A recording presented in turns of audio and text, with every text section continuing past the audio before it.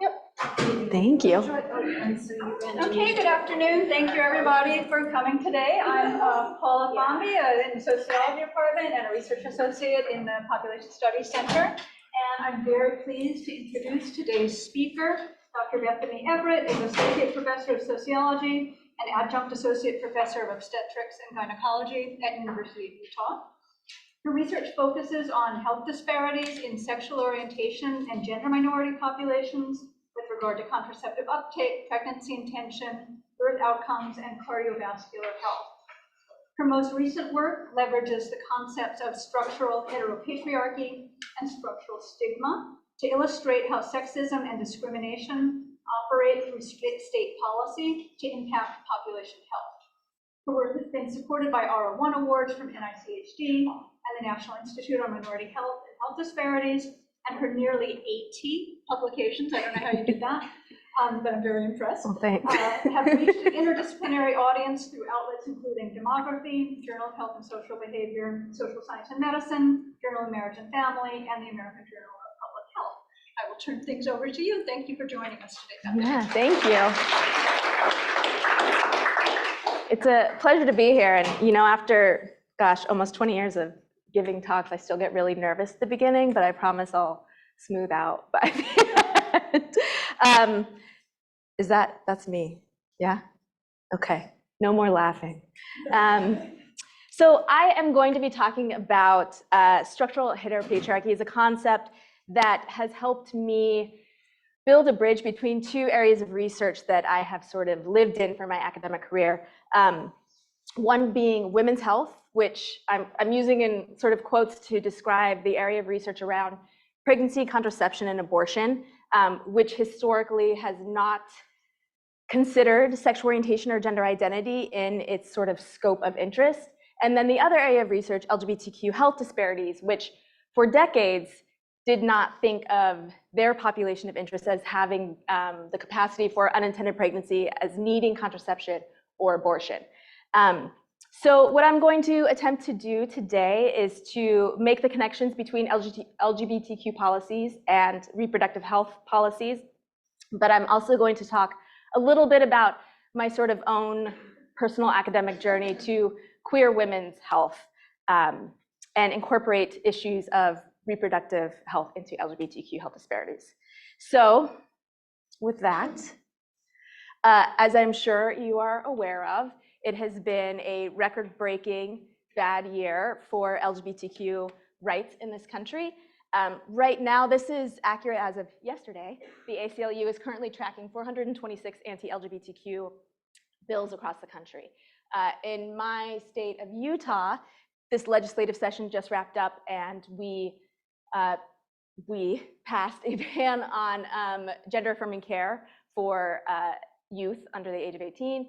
And last year, we passed a bill that banned trans kids from participating in sports. So I actually looked up the state of Pennsylvania, and you currently have 3 bills that are moving through legislation right now that target trans kids in sports, discussions of LGBTQ issues in the classroom, and also gender-affirming care. So right now, you've got 3. Our legislative session ended, so we're all done with our bad bills right now. It has also been a really turbulent time for reproductive rights. So as I'm sure you all know, that in June of 2022, last year, the Supreme Court overturned Roe v. Wade. And what has sort of happened in the country since then has been really confusing and a hodgepodge sort of fallout from the repeal of this law. So many states had trigger laws in place. So I'll use my state of Utah as an example. We had a trigger law in place. So when Roe fell, abortion became illegal past 6 weeks in the state of Utah. However, because our state constitution was written by the dominant religious group in our state, there was very clear language in the state constitution about the right to form a family how you see, and that the government should not interfere with reproductive choices and family choices. So there was a stay that was put on the Constitution. There was a stay that was put on this ruling, and so right now, abortion is legal in the state of Utah up until 18 weeks. But even prior to the fall of Roe v. Wade, there were so many different types of legislative bills that were passed leading up to the overturn of Roe that for many women, accessing abortion was ostensibly illegal or inaccessible for them. Between waiting periods, costs, informed consent, parental consent, all of these bills together combined what some researchers have described as sort of the administrative burden of accessing abortion, which pulls off Moynihan and Hurd's work. So coming back to my own state of Utah and building off of this kind of concept of administrative burden and all these policies that are put into place to ostensibly make abortion legal, last week, our governor signed a bill that went through our legislative session that will stop issuing licenses to abortion clinics on May 2nd. So on May 3rd, all the abortion clinics in the state will close. And the only way you will be able to access an abortion is if you go to a hospital. Now, hospitals have the right to turn away, not provide abortions, and doctors have the right to turn away abortion patients. And the hospital has done 3% of all the abortions in the state of Utah up until then. And these were very kind of complex cases that they would see. Right now, there is no instruction on how the hospitals will manage this demand for abortion.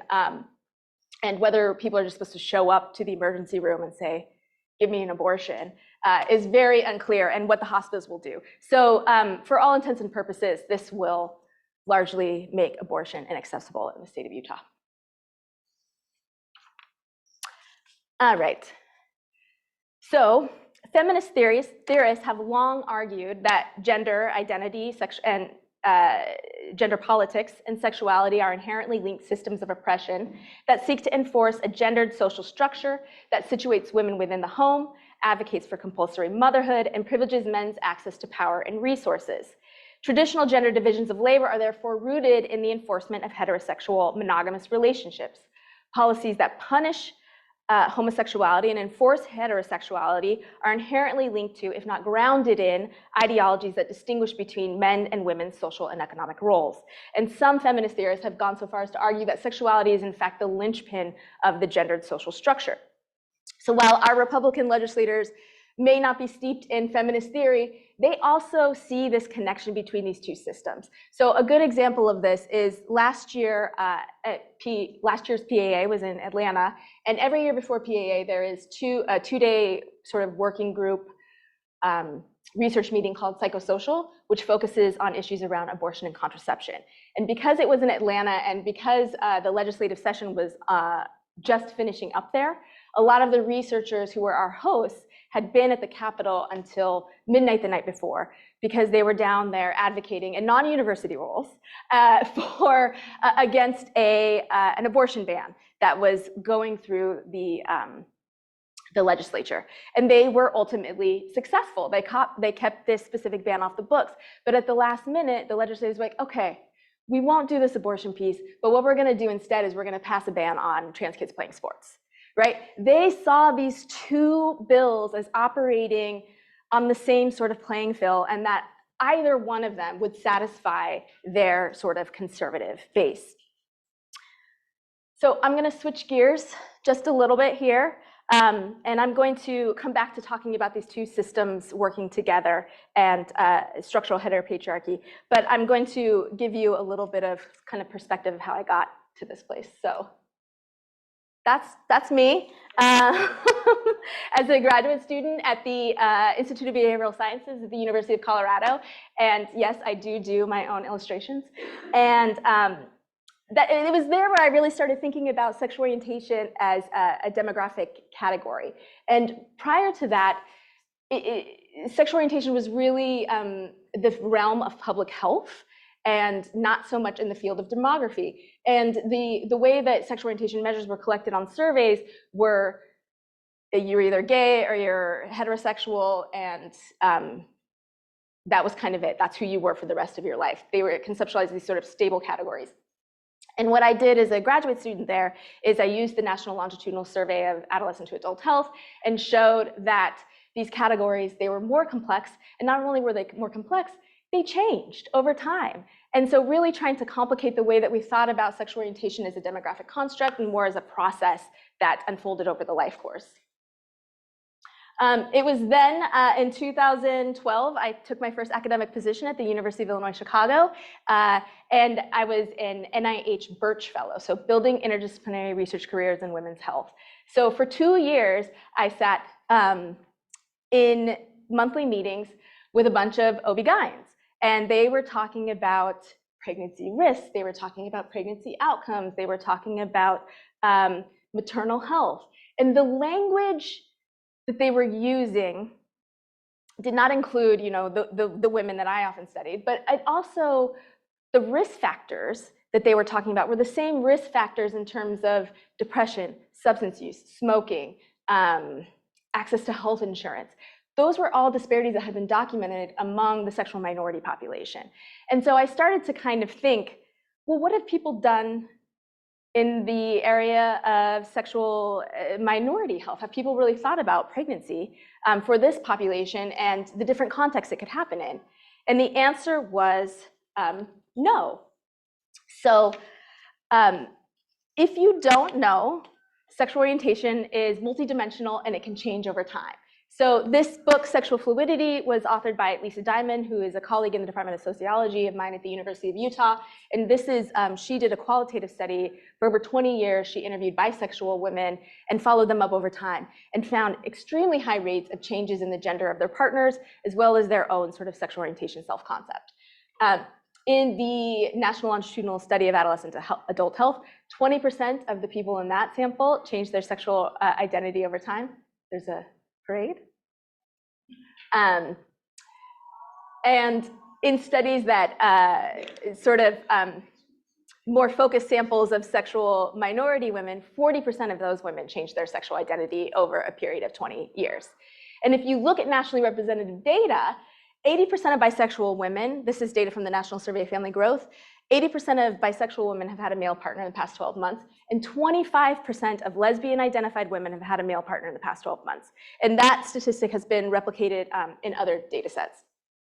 So there are risk factors, and there are also different ways to become pregnant as a lesbian-identified woman or a bisexual woman that are not sort of strictly restricted to the use of assisted reproductive technologies, which is where all of the literature on the pregnancy experiences of queer women was focused.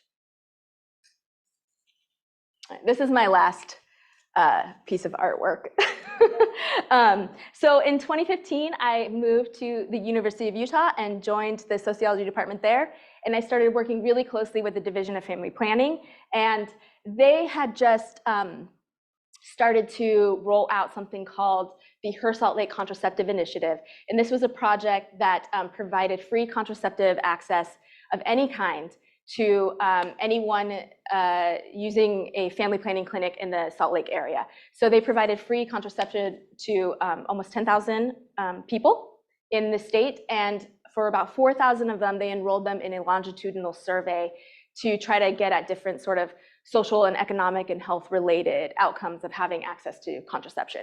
And because I joined the team and the project early on, I was able to sort of sneak in a bunch of sexual orientation and gender identity questions into the survey. And what we found, I'm going to do a little bit of round robin, related to the Her Salt Lake Contraceptive Initiative, but also some other stuff. So this study was using the National Survey of Family Growth, and we documented that there were disparities in missed time and unwanted pregnancies among sexual minority women that crossed into adulthood. So some work had looked at adolescence as this period of risk and experimentation, that maybe a queer girl could get pregnant as an adolescent, but that by the time she was 25, 30, she'd be a lesbian, and then there would be no risk for unintended pregnancy. Well, we documented in this survey, using the National Survey of Family Growth, that was not true, that lesbian women are actually more likely to describe their pregnancies as being unwanted. Next, so this is data that comes from the Her Salt Lake Contraceptive Initiative, and we looked at just even the demographic breakdown of the people who were coming in to receive contraceptive services. And we found that in Salt Lake area, that a third of the people getting contraception free were sexual minority, would be classified as sexual minority. That is, they were not heterosexual identifying and were not only having sexual relationships with men. And then finally, using the National Survey of Family Growth, we also took a look at whether queer women were receiving the same type of contraceptive and family planning counseling as heterosexual women. And we found that they were not, that providers were much less likely to discuss condoms, STDs, and contraception with women who did not identify as heterosexual, even if the woman had had sex with a man in the past 12 months. So they're not getting the same kind of information.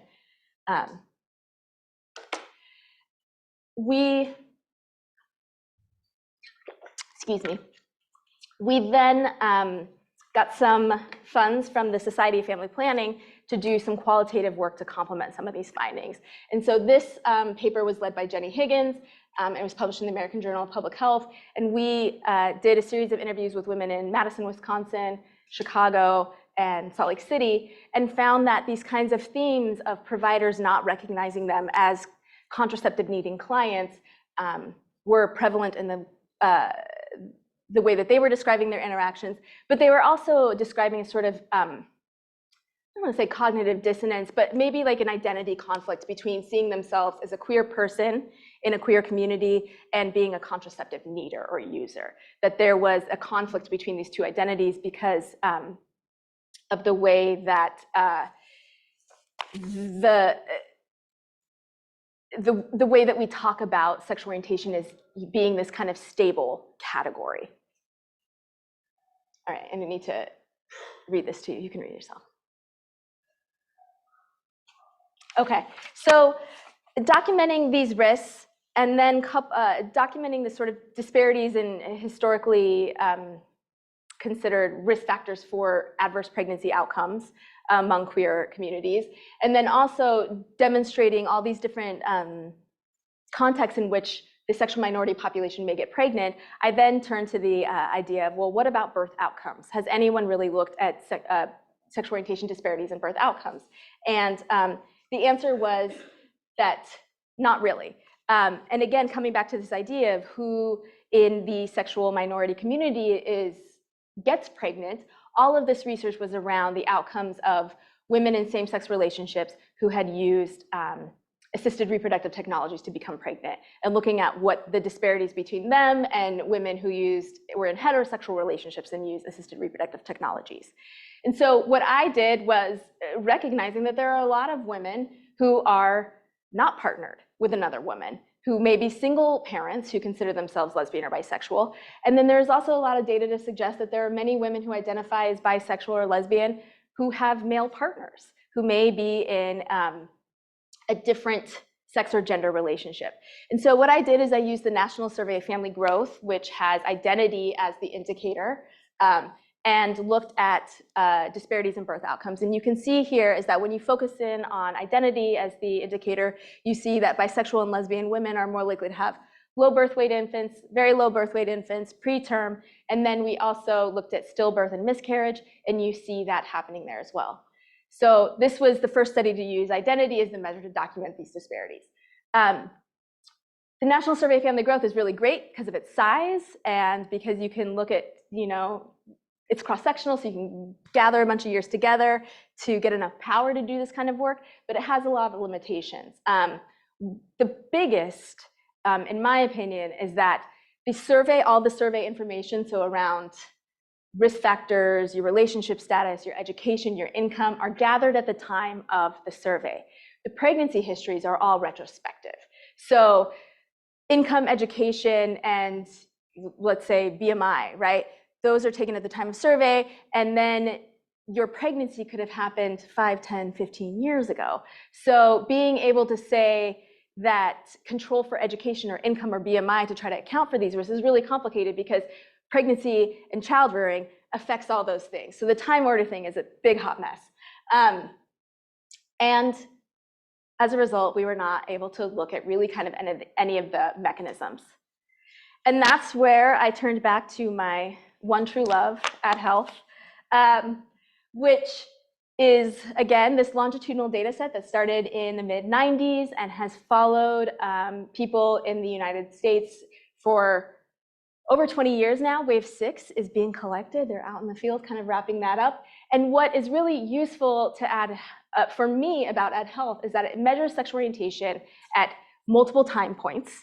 And even though the pregnancy histories are retrospective, they're happening during people's reproductive years. And they do these pregnancy histories multiple times.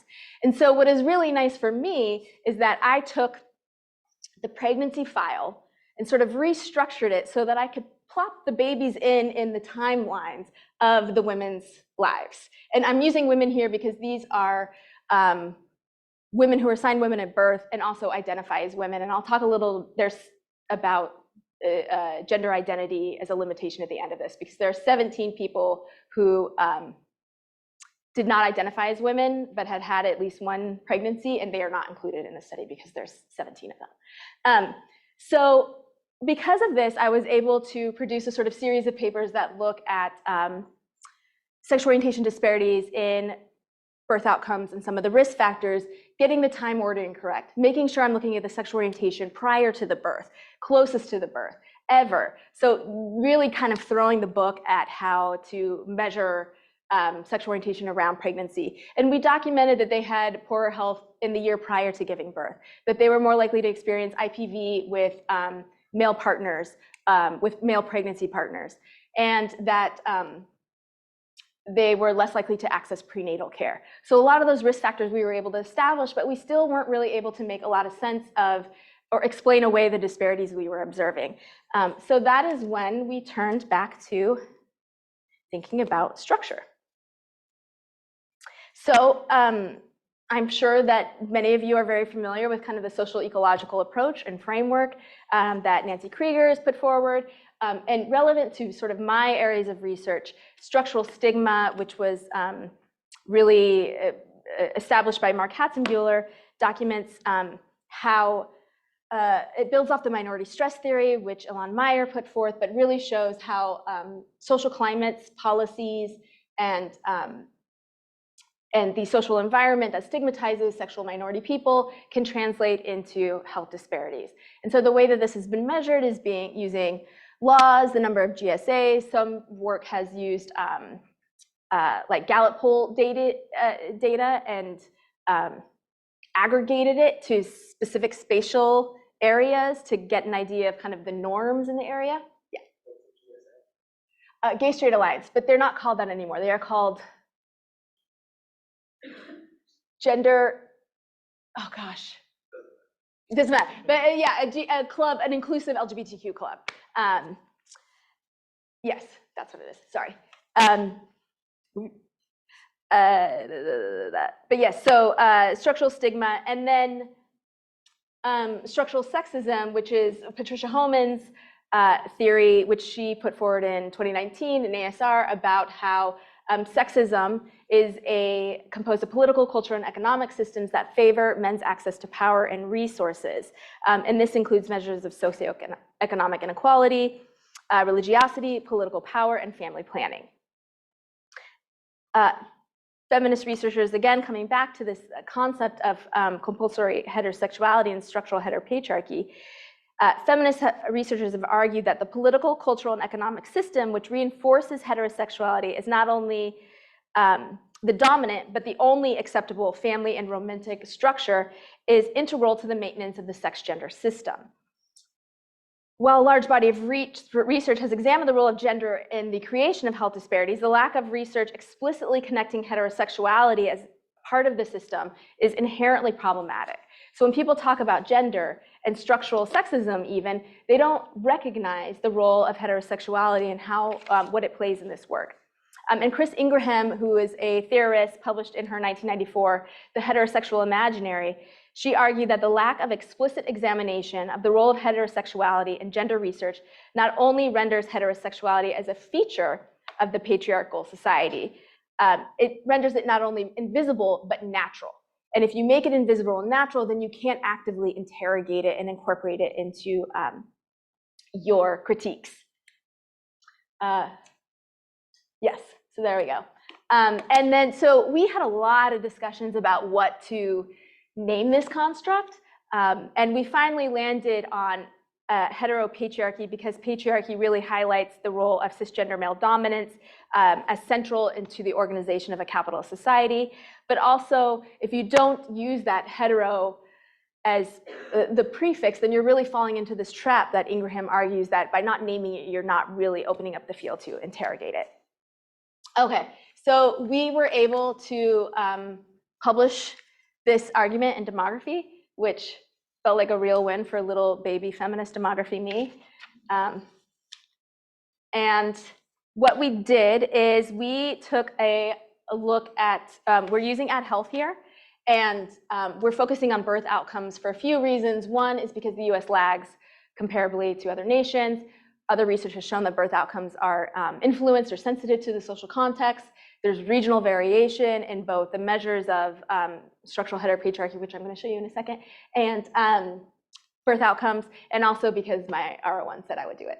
So again, we're using the longitudinal study of adolescent to adult health. We're using pregnancy as the unit of analysis here because we're able to control for the prior health status and socioeconomic characteristics of the woman.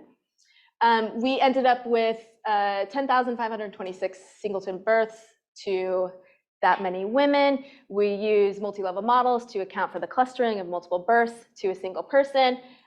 The research, the first set of results I'm going to show you are related to low birth weight and preterm birth. I'm also going to show you some new results on maternal hypertension. And then our independent variables here are sexual identity prior to birth and the composite measure of structural heteropatriarchy. But this is a little bit of a false flag because sexual identity prior to birth did not interact with heteropatriarchy. Spoiler.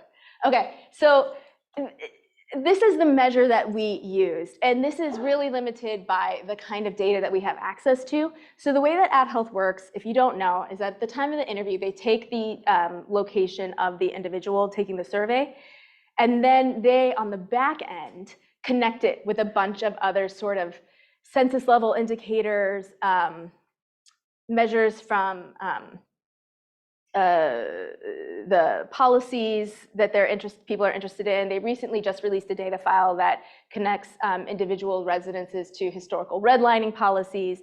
So they do a lot of this stuff on the back end. But you as a researcher do not have the location. So you can't just go in and make whatever sort of measure of structural sexism or heteropatriarchy that you want to. So you are limited in that regard. So what we did is we used these measures of structural sexism, which come from Patricia Holman's work. She had originally one measure for family planning policies. We expanded it to 4 because we had those available to us, and I think that abortion and family planning is really an important sort of access for stratification that we're going to see play out in the future. And so we wanted to make sure we had a more robust measure of that, especially when you think about the way that abortion policies work. It's not just one policy, it's the layering of policy after policy after policy after policy that really makes abortion inaccessible to people. And then just recently, AdHealth released the LGBT policy measures scale. So these coincide with waves 3 and wave 4 of the data collection. So you see same-sex marriage here at the state level as an indicator. That's because wave 4 happened before 2015, which is when marriage came legal at the federal level. And you can see they all load nicely onto each other, which was our first kind of win that we showed that these things do actually, they do coordinate and correlate. And you know, it makes a lot of sense theoretically, but no one had to sort of put them together in a measurable way. Just a question. I think that at health waves 1 and 4, there was like between them there was like a 10-year gap. So I was wondering how this time was to calculate. Yeah. So I'll come back to that a little bit. So we have some of these at wave 1 because that's the only time they were asked. We make the argument that abortion policies only become more restrictive, right? So if anything, the estimates I'm going to show you are probably conservative. Second, adolescence is this key period of time when people are sort of forming their scripts around their gender roles and their gender ideologies moving forward. Wave 4 is the closest to when most of the births are happening that I'm going to show you. And then the next piece of thing I'm going to show you is actually changes in the structural sexism and these LGBT policy measures, because we have those both at 3 and 4. I don't know why that's covering that up. Regardless. So this is the predicted probability of preterm birth as a function of our structural heteropatriarchy measure. And you can see here that as the scale goes up, the risk of preterm birth goes up. And we did not find an interaction between sexual orientation, identity, and our scale, suggesting that regardless of whatever your personal identity is, that this sort of systemic heteropatriarchy has a negative influence on birth outcomes. And we found that it held for birth weight as well. So that as the structural heteropatriarchy increases, birth weight goes down. So working on both of those levels. And then new results. So this report, the CDC report, came out a couple days ago about the rise in maternal mortality again in the United States. One of the things that we wanted to look at is not moving beyond just infant outcomes, but what about the health of the mothers, right? We've seen this increase in maternal mortality, and if we think about those indicators I just showed you, in many cases they've just gotten worse over time. So we wanted to look at how changes in structural heteropatriarchy may be related to maternal morbidities. So these are results from a paper that was commissioned as part of the NIH's working group on gender sexuality, that they held a workshop a couple months ago, and so they asked us to put together a special issue for social science and medicine. So we are going to be submitting these. This looks at this is the predicted probability of reporting maternal hypertension. So what we did is we held constant for structural heteropatriarchy at wave 3. So using the wave 3 indicators of sexism and LGBT policy. And then we calculated it for wave 4 using those indicators and created a sort of difference indicator. Is your question? Are you at all concerned that something other than heteropatriarchy that might be doing this, such as the educational level, the ruralness, the urbanness of the state? I mean, I'm thinking that these are largely 7 rural states that have the heteropatriarch high score. I'm wondering if we do control for individual level education. We've done, I've got some other work that's sort of in the pipeline that controls for the local and state level of funding for education. We control for region in these models. We have also controlled for whether it's a high income or high education census tract. So it gives you kind of the distribution of poverty and income at the census tract level. And so we created an indicator that captures whether they're in the top 25%, so like the highest quartile. And it still doesn't go away. And I think in part because we're looking specifically for these set of results as birth outcomes and maternal health, that the sexism and the abortion policy and the LGBTQ discrimination, given that there's a higher risk for unplanned pregnancy among queer women, that these policies really do something different than just the sort of general socioeconomic climate, both substantively, but also sort of theoretically. So back to this, so we were looking at the changes, right? So this is what they were at baseline, and then we created a different score to calculate whether they experienced an increase in SHP, because structural heteropatriarchy is like a real mouthful, or a decrease. So if you experienced an increase between wave 3 and wave 4, you saw above and beyond kind of where you started from, that your risk was much higher, right? And if you experienced a decrease, it was lower. So there's a sort of stepwise difference between these two groups in terms of the risk for maternal hypertension. Does that make sense? Okay. And both the slope and the sort of stepwise difference were significant in our models. There wasn't an interaction between the two. Okay.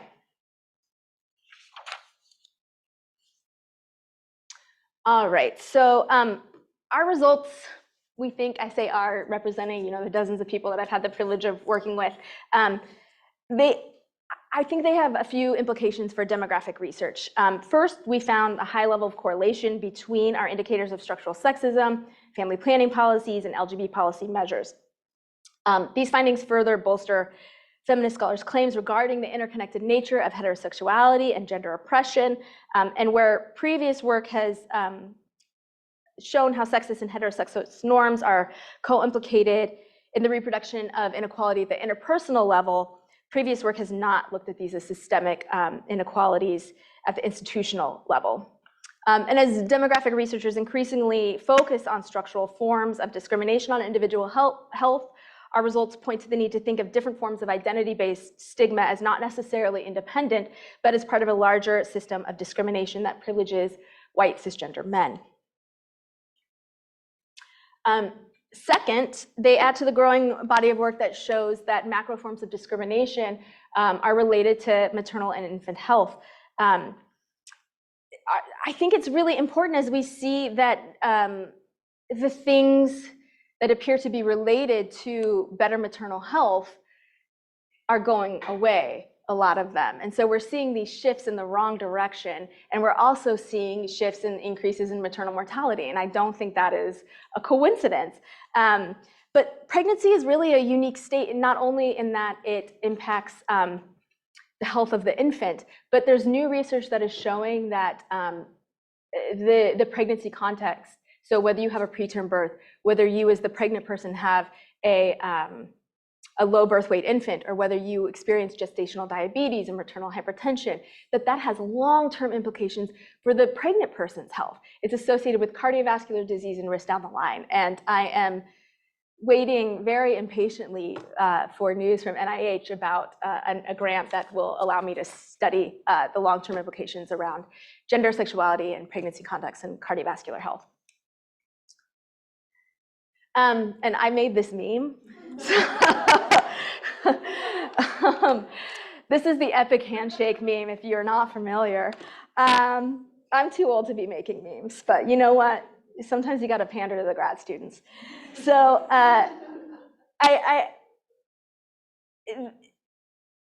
there is, increasing conversations around how we think about these two systems working together.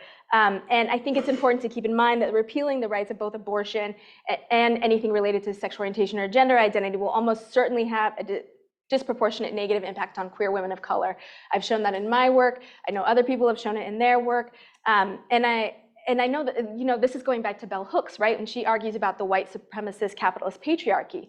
And I know that Dr. Fomby with Christina Cross and Bethany Latique have recently written a paper on how structural racism and heteropatriarchy both work together to shape family formation. And that much of the literature that talks about the benefits of traditional family structure neglects to talk about the systems that are in place that allow certain people to have a certain type of family, and then also creates all the benefits that are accrued to those specific types of family. And so thinking about how these pieces all work together is difficult. And especially as demographers, when we work with categories and surveys, trying to be very thoughtful in how we measure these things is paramount. And there's this quote by a journalist and author, Natasha Leonard, who wrote after the fall of Roe. She said, "This is what fascists and their allies are fighting for, not just the end to abortions, but the palingenesis of a nation in which the only rights permitted to stand are those that protect property, patriarchy, and whiteness." Okay, so the limitations. There are several. The Ad Health LGBT policy context scale does not have anything related to gender identity. I think in the initial proposal it was supposed to, but due to deductive disclosure concerns, it was taken out. So those are the 4 policy measures that we have. The second is that gender identity was only measured in wave 5, and it was the first time they included a measure of gender identity. So they asked, what is your sex assigned at birth, male, female? And then they asked a follow-up question is, what is your gender identity now? And it says male, female, or other. So we had no female assigned at birth men, who had had a pregnancy. We were 17 pregnancies to people who identified as other, which I don't know what to do with that. And so I don't know if doing nothing is the right thing, but we excluded people who identified as other from the sample. There's inconsistency in measures over time, which is a problem. And again, we didn't get to include all the measures that we would ideally have liked to have in our study. Next steps, though, in an effort to try to improve some of this, myself and my colleague, Brittany Charlton, who is, she just switched departments, but she is a public health researcher at Harvard. We put an application to the Pregnancy Risk and Monitoring Study to include measures of sexual orientation and gender identity in their next wave of data collection, and it was approved as an optional piece. So the way that PRAMS works is that you have a mandatory set of questions, and then there is a sort of roster of questions that each state can choose from to include on their survey. We are hopeful that we'll get maybe half will include these measures into their survey, which would really help us a lot in terms of sample size and being able to look at some of the really pregnancy-specific context, health behaviors, risk factors that we're interested in. And because they're at state level, we can then look at some of the policy variation over time between states and then hopefully within states as well. I think that more attention needs to be paid to the role of abortion as an axis of stratification for both health and non-health related outcomes.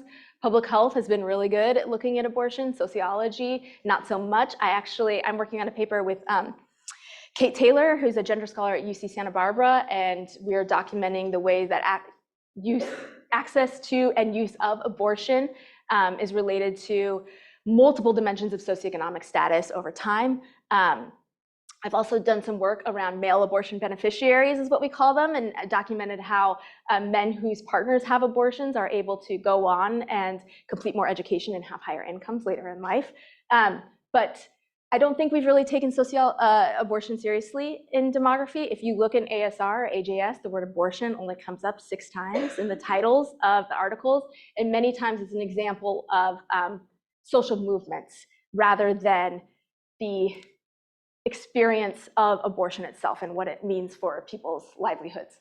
And the other thing is, I've done a little bit of mixed methods approaches, but I'm trying to do some more, and I've got a project in development with a colleague, Medina Aganor, who is a mixed method researcher, we're proposing to do some qualitative interviews to sort of document the way that people feel or process how these state policies, these structural measures influence their actual lives. Okay, so finally,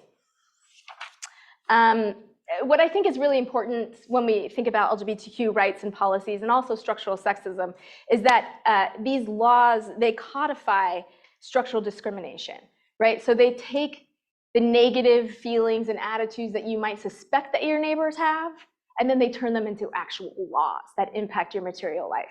And even if they don't have a direct material impact on your life, they represent a debate at the highest level about who gets to even be considered a citizen in the US, who has bodily autonomy, who has the right to be recognized as worthy of dignity and respect in our society. And these structural barriers to self-determination that people face as a result of restricted abortion policies have much in common with the policies that restrict the ability of sexual and gender minorities to achieve full citizenship in the US. Together, these seemingly separate sets of regulations undergird our larger heteropatriarchal social arrangements to negatively impact birth outcomes, just like those bills introduced in Georgia. And so a note kind of on how historically we've sort of thought about these two intersecting things and debates around language is that I think they both really tap into, again, this idea of who has full citizenship, who is able to be recognized as a person with autonomy. And there's a quote from Cheryl Chastain. She says, "We can't advocate that pregnant person to be able to affect the best decision for themselves while simultaneously insisting that people who aren't cisgender should go along silently with language in which they don't exist." So thank you. I don't know if you guys have been paying, it's March Madness. Utah women just made to the Sweet 16.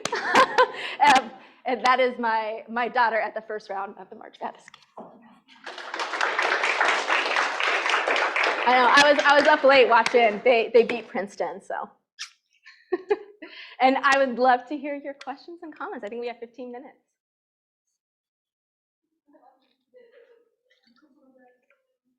Thank you very much for this.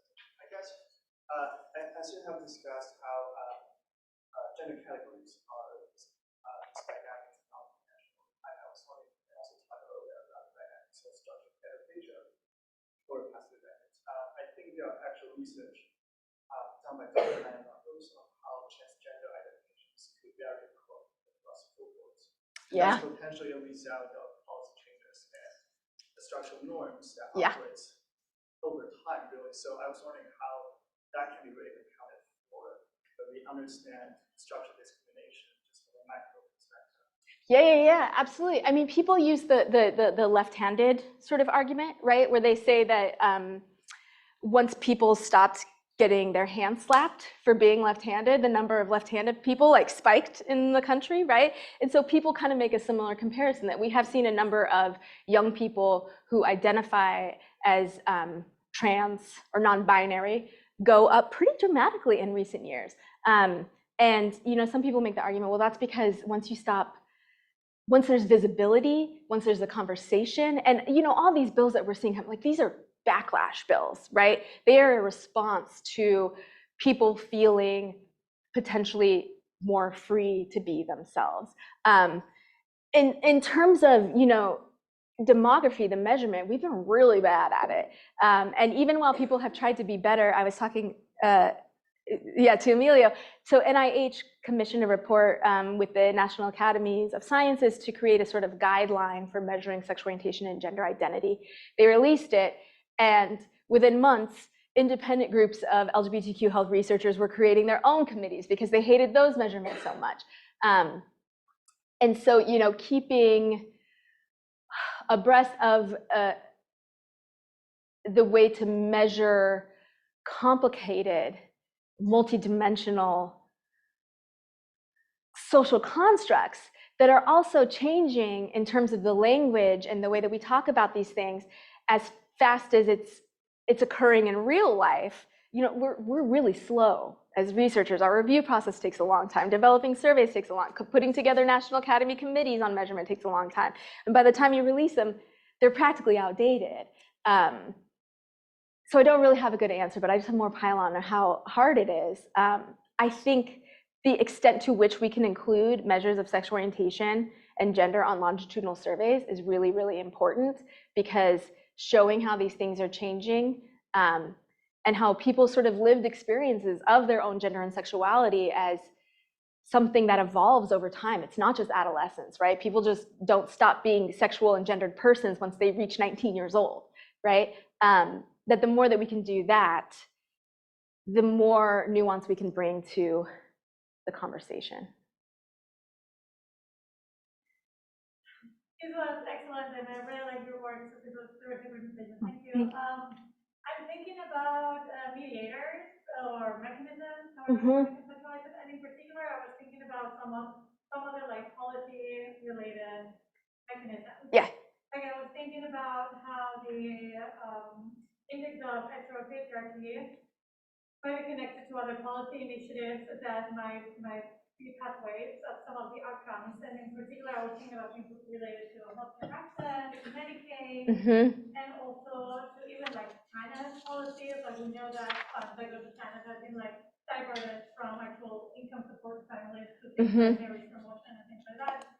And if you have thought about that and measuring mechanisms, how many of them you think travel through sort of like individual sort of like stressors that are both a consequence of like the social climate and your own interactions with your reality. Yeah. And how others might be traveling through more material experiences, like with the healthcare, with Yeah. things like that. Yeah. I mean, in theory, yes. In practice, no. I haven't yet. So I do know that.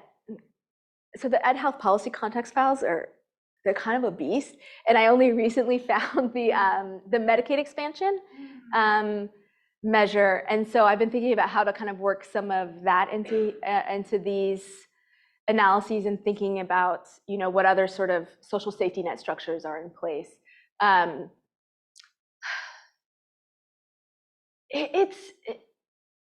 know from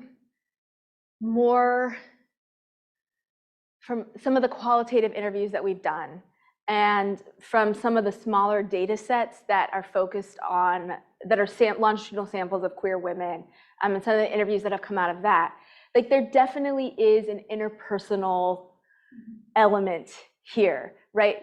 Because if you're asking questions among a sample of queer women, you can ask them about internalized homophobia. You can ask them about discriminatory interactions with providers.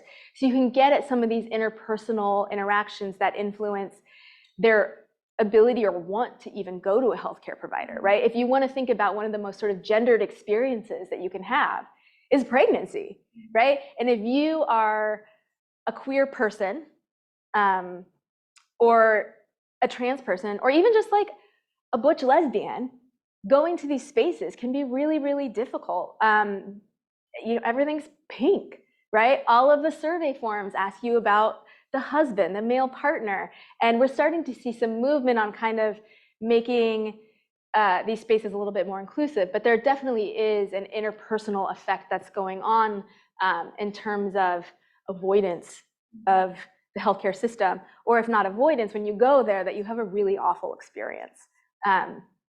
So there are definitely, multiple levels operating at once. Thinking about how you include kind of these structural measures into some of these more interpersonal, it gets tricky. And it's not to say that I don't think it should be done. I'm still thinking about how to do it well or right. Thank you for that question. Jay? A couple of questions. One about your results and one about more. If you go back a couple of slides, there were some graphs about. This one? Is this for all women or for sexual minority? This is all women. This is all women. Yeah. So the unit, it's pregnancy. So it's pregnant people are the unit, but of any sexual orientation. And we didn't find an interaction here between sexual orientation and change or baseline measures. Oh, okay. And Pilar's question was exactly the other question I wanted to ask. But sort of more sociologically, the term structure used to be kind of contrasted against culture. You had structural explanations, cultural explanations. Yeah. I've sort of noticed that in recent work, I don't know, this fits with your work as well, culture is part of the structure. And I don't know if you have any thoughts on how that happened. It just strikes, I'm fine with it either way. It doesn't sound like you're fine with it. When people say structural or systemic, what I think they really have in mind is this is above and beyond the individual. Yes. Okay, we haven't maybe specified all the links in the system or all the nature of the structure, but it's something beyond the individual. Yeah. So I'm okay with it, but it's different than yeah. the way I feel. And it's a great question. I think, so I'm thinking about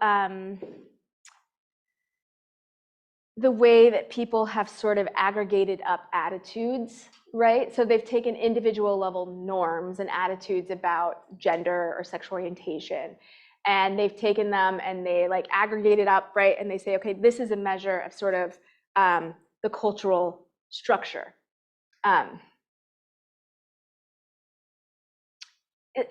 That's not the same, right, as a policy, right, that comes top down, right? An aggregation of these norms, right, is really bottom up. But the argument I think that folks are making, at least in that regard, right, is that people feel it in the air, right? You know what I mean? You don't have to interact with someone who calls you something awful to be moving through an environment or a space and to know that, like, the vibes are bad, right? They're like you're at risk, or maybe that there's potentially you're not safe in that place. And so that, in a way, is a kind of a structural. It's definitely a little bit more woo-woo, but it's definitely like a feeling of what this environment feels like for me as I move through this space. And historically, that would definitely not, I don't think, be considered, structure. But I think there is a case to be made that it's not interpersonal, right? You don't have to have that one-on-one interaction to know that it exists. So I think that's one way that people are kind of thinking about this a little bit differently. That's not to say that, the family context doesn't matter. I think, though, that there's, especially in the field of LGBTQ health, I mean, people have been talking about families and parents for a long time, and not really going up to the next kind of level to see how these systems influence the kind of families that you're able to have, and the safety that parents feel for their kids or themselves as parents. Courtney? That's great. Thanks. This is great. I have two questions. Yeah. Well, one was more thinking about what's next for the project. Yeah. But first, I was wondering, you said that here you didn't find evidence of moderation by orientation. Yeah. But I wondered about moderation by race, for example, or parental education, or some other active stratification that we might imagine people giving birth. Yeah. So that was the first question. Yeah. And then the second, I understand wanting to use longitudinal social surveys, but I think getting to sort of Janet's question around potentially confounding, if you thought about, given that you don't find evidence of differential vulnerability here by sexual orientation, if you thought about using birth records, which I think would allow you to maybe think about these measures of structural patriarchy as dynamic and changing over time, but also being able to go for like linear time trends or Yeah. state effects. Yeah. Great questions. We did not find any interaction between race. We looked for like every outcome and we didn't see it. And this is one data set, but we didn't see it in this case. Some of the stuff that I've worked on that has focused specifically on abortion policy, we have found. I have a new paper with Jenny Higgins and Jessica Sanders, who's a colleague of mine at the University of Utah, looking at abortion policy context in men's education. And we found that restrictive abortion context really impacted the socioeconomic futures of men whose parents had less than a high school degree, right? So we really did see a stratified effect in that specific context. I don't think we did interactions for education or parent education in these, but that would be interesting to take a look at. So I will write that down. In terms of birth records, and I mean, that's hopefully what we're gonna be able to do with PRAMs. I mean, the problem with using birth records right now is that they often there's no measure of sexual orientation. And so if we wanted to kind of have that as a feature of this work, and there's one study that used California birth certificate data, which allows on the birth certificate for you to put whatever gender identity down you want for as the birthing parent 1 and then parent 2. And so there was a study with Juno Obadine-Malavar, I think was the senior author on it, but they looked at California birth certificate records, and they found that women who were partnered with other women had all these elevated birth risks that we kind of see in other data sets, but that birthing fathers, there was no disparity, which is very interesting because it does not follow the sort of stress framework that you would expect to see. But again, when you're using the gender composition of the couple, you're erasing the individual's identity, right? If we think about couples don't have a sexual orientation, right? People do. And when you're just looking at the couple composition, you don't get whether someone identifies as bisexual or lesbian or single parents, right, who don't have another partner in the birth certificate. So hopefully with PRAMs, because it's connected to birth certificate data and it's a social survey, and the survey comes out, they try to get people within, 3 months of having given birth, that will get good quality records data coupled with real-time measures of risk, and that these will be collected over time. And because they're state-based, we can look at this sort of what you're talking about, the time series effects and changes in policy environment and how they're playing out in real time. So that's the hope. It's the way that the optional module is very similar to the way that YRBS works.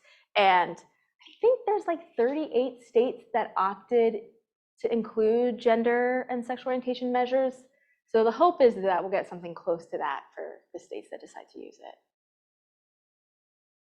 The clock on the wall is a little slow, so we're right at 1 o'clock, so unfortunately we'll have to wrap it up there. But thank you very much, Bethany. Thank you so much for having me.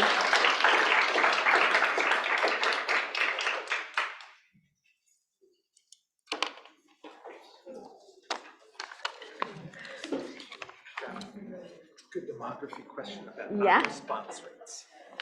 Ooh, okay. A couple of years ago, I was on some ASA committee, and I was just looking at like Mm-hmm. how many people refused to say what their gender was, Yeah. and it's starting to creep up. You know what? And so